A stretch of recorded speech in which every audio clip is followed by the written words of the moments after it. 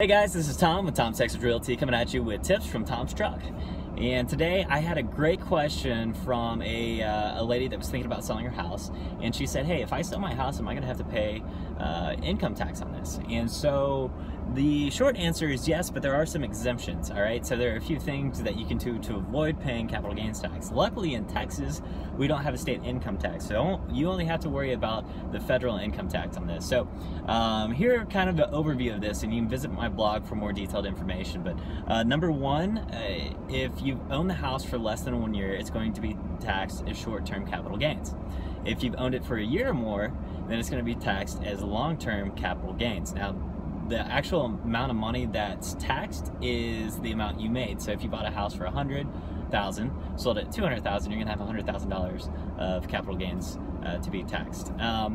So there are two ways to get around this. Number one is if this was your primary residence and you've lived there for 2 out of the last 5 years and you haven't taken another exemption within the past 2 years, then you qualify for the tax exemption.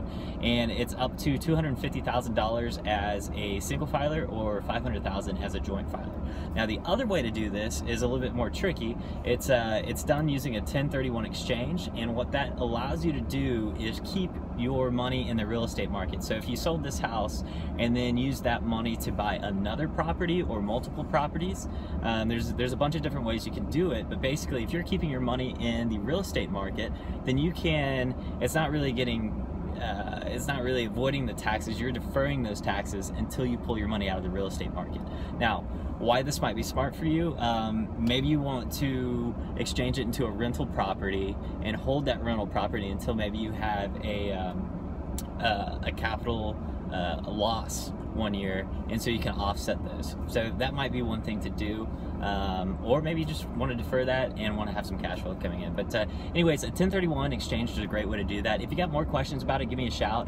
I've got some great folks that specialize in this and can definitely help you with it. So anyways, I want to thank you guys for watching, and if you have any more questions, please do give me a shout. Just shoot me a text, give me a phone call, or send me an email. And for more information on this, visit my blog at tomstexasrealty.com. And as always, to stay tuned and up to date with everything that's going on in the local real estate market, please do like my Facebook page at facebook.com/TomsTexasRealty. And thank you very much for watching today. Have a good one.